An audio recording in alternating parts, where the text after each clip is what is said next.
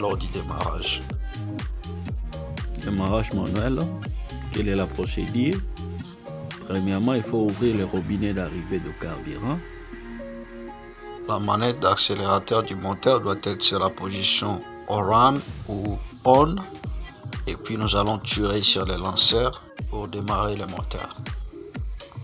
Les deux premières étapes du démarrage électrique sont les mêmes que celles que nous avons vues précédemment, c'est-à-dire il faut ouvrir le robinet d'arrivée carburant et mettre la manette d'accélérateur du moteur sur on.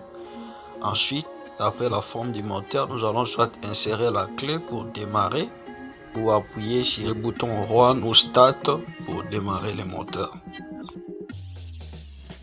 Le dernier démarrage, c'est le démarrage automatique. Pour cela, il faut remplir certaines conditions.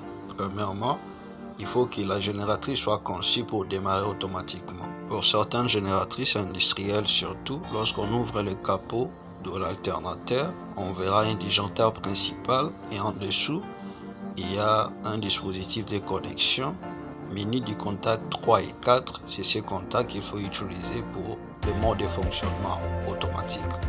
Si la génératrice est conçue pour fonctionner en automatique, il faut maintenant faire le choix de l'inverseur de source. Est-ce qu'il faut le monter ou acheter ce qui est déjà fabriqué? Et puis il faut disposer des matériels nécessaires pour monter cet inverseur. Si jamais on décide soi-même de le fabriquer. Voici un petit schéma de l'inverseur de source automatique qu'on peut fabriquer. Alors les éléments les plus importants ici sont les relais de contrôle de phase KV1 et les contacteurs KM.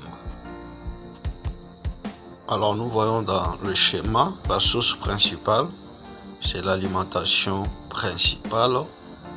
On a les trois phases ABC qui passent à travers le disjoncteur de protection KF1 et qui passe aussi à travers les contacteurs de ligne KM1 et qui va vers l'alimentation A3, B3, C3.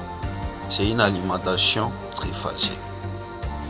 Mais nous avons aussi de l'autre côté la source utilitaire, c'est-à-dire la source de secours, donc notre génératrice. Les trois phases de la génératrice sont A2, BD et CD. La génératrice, son alimentation est protégée par le disjoncteur nommé KFT. La génératrice, son alimentation passe à travers les contacteurs de ligne KM2. Et nous voyons qu'il y a une liaison pour que même si on alimente à partir de la source principale ou à partir de la source de secours, qu'on puisse avoir la tension qu'on pourra utiliser. Parlons du relais de contrôle de phase KV1. Nous remarquons que toutes les trois phases de l'alimentation principale sont connectées à ces relais à travers un sectionnaire. Pourquoi? Parce que ces relais détectera l'absence ne fût-ce que d'une phase pour faire démarrer la génératrice. Nous allons le voir un peu plus tard. Parlons des conditions normales où c'est la source principale qui alimente. Son disjoncteur qui F1 sera fermé. La tension va passer. Au niveau de KM1, pour que ces contacteurs soient fermés, il faut que la commande puisse fonctionner. Or, lorsqu'on regarde le schéma, ces contacteurs, sa bobine KM1 est alimenté par les contacts du relais de contrôle de phase. Dans les conditions normales où l'alimentation principale alimente, donc ce contact sera fermé et alimentera la bobine du contacteur de ligne et ce contact sera fermé, le courant va passer et il y aura la tension au niveau de la sortie A3, B3, C3. Mais nous remarquons également que au niveau de l'alimentation de la bobine KME, il y a le contact de verrouillage KM2, c'est-à-dire pour le deuxième contacteur. Pourquoi? C'est pour permettre à ce que la bobine du deuxième contacteur, c'est-à-dire le contacteur de la ligne de secours, ne puisse jamais être alimenté au même moment que le contacteur de la source principale. Sinon, il y aura bel et bien un court-circuit parce que les deux alimentations peuvent donner au même moment, ce qui ne peut jamais arriver parce que le contact de verrouillage est mis dans la ligne de l'alimentation de la bobine du contacteur de la source principale. Et puis, cette bobine étant fermée, il va fermer aussi son contact de maintien et va commander les voyants HL1 pour montrer que c'est l'alimentation pour la source principale qui donne, pas la génératrice. Toujours dans les conditions normales où la source principale alimente, lorsque le contacteur KM1 est alimenté, c'est-à-dire au niveau de KMD, il y aura ouverture des contacts KM1, c'est-à-dire les contacts de verrouillage du contacteur de la ligne principale. Également, les contacts 15-16 du relais KV1, c'est-à-dire le relais de contrôle de phase, sera ouvert tout le temps où il y aura la présence de toutes les trois phases au niveau du relais KV1. Qu'est-ce qui va se passer maintenant lorsqu'il y aura coupure d'une phase ou de toutes les trois phases de la source principale? Dans ce cas, les contacts 25-28 de KV1, le relais de contrôle de phase, sera ouvert. C'est-à-dire, il va arrêter la bobine KM1 du contacteur de la ligne principale. Mais en même temps, il va fermer son contact 15-16, ce qui fera en sorte que KM2 sera alimenté parce que KM1 étant au repos, son contact reviendra à la position fermée. Parce que c'est un contact normalement fermé. Donc, KMD sera alimenté. Il fera fermer les contacts de la ligne d'alimentation et la génératrice va alimenter. Il y aura donc la tension A3, B3, C3 provenant cette fois-ci de la source de secours, c'est-à-dire de la génératrice. La bobine KMD étant fermée, il va aussi fermer son contact de maintien KM2D et va alimenter la lampe HLD pour signifier que c'est la source de secours qui alimente dorénavant. Et une fois l'alimentation ou la source principale rétablie, il y aura la tension au niveau de la bobine KV1. Alors cette bobine va fermer son contact KV1 pour alimenter les contacteurs KM1, ouvrir son contact KV1D pour désexciter ou couper l'alimentation des KMD.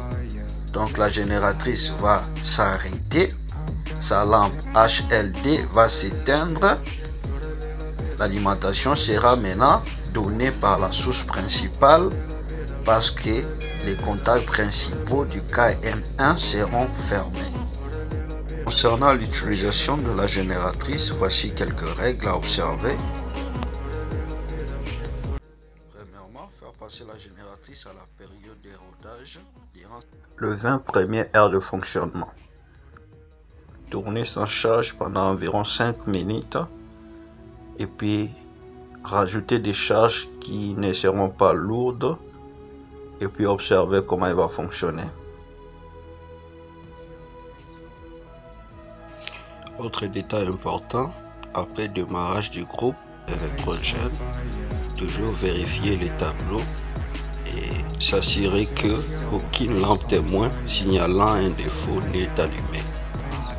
On sera aussi attentif au régime du moteur, c'est-à-dire les bruits, les sons et fonctionnement du moteur va être correct.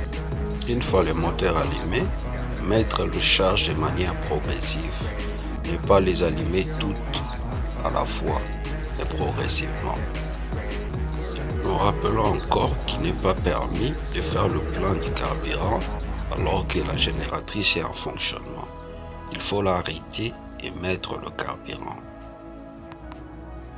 On verra aussi à ne pas dépasser 75% de la puissance active de la génératrice.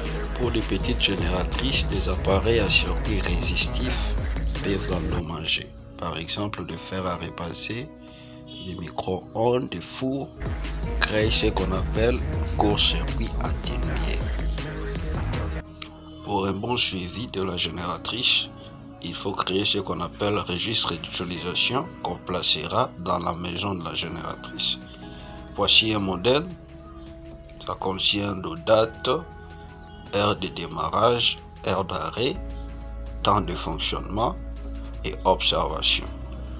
Si on prépare un tel registre, on déterminera le panne et on ne va pas oublier le période de maintenance. Abordons le dernier aspect de cette vidéo, le dépannage des génératrices. Nous avons un petit tableau ici qui indique quelques pannes. Par exemple, le moteur ne démarre pas. Qu'est-ce qu'il faut faire? Il faut vérifier qu'il y ait suffisamment du carburant, sinon refaire le plein. Il faut vérifier que les robinets n'est pas fermé. Si oui, l'ouvrir. On peut vérifier aussi la pompe à injection. Peut-être qu'elle ne débite pas. Si c'est le cas, enlever l'éjecteur et la remettre en état. Ça peut être aussi la manette d'accélérateur, n'est pas à la position start. On peut le mettre à la position start. Le moteur peut refuser de démarrer aussi parce que le niveau d'huile est faible. Il faut contrôler et mettre l'huile ou encore nettoyer l'éjecteur s'il est sale. La génératrice peut démarrer mais ne fournit pas du courant. Dans ces cas, il faut vérifier l'interrupteur principal et le mettre à la position on. Ou peut-être un mauvais contact au niveau de la prise d'alimentation du moteur. Il faut vérifier et régler ce mauvais contact. Ou encore le fusible d'alimentation est coupé, il faut le remplacer. Une autre panne fréquente, la génératrice s'arrête brusquement. Dans ce cas, le problème peut être au niveau du carburant. Le carburant est épuisé, il faut remplir le réservoir. Ou peut-être le carburateur est bloqué, il ne laisse pas passer aisément le carburant, il faudra l'ouvrir et le nettoyer. Si le niveau d'huile fait défaut aussi, le moteur risque de s'arrêter brusquement. Il peut s'agir d'un court-circuit dans l'installation qui fait arrêter les moteurs. Il faudra réparer l'installation et remonter le disjoncteur principal. Merci beaucoup d'avoir regardé. Nous vous supplions de vous abonner, d'aimer et de partager cette vidéo pour encourager. Merci, à la prochaine.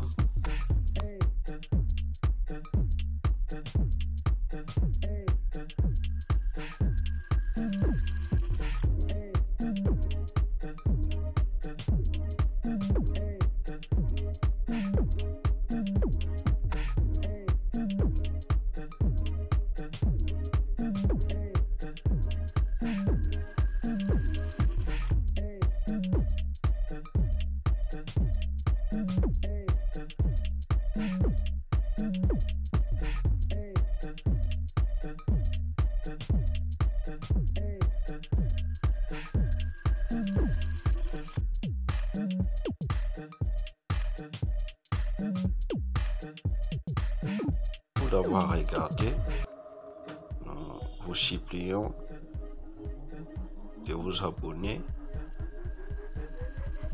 d'aimer et de partager cette vidéo pour encourager. Merci, à la prochaine.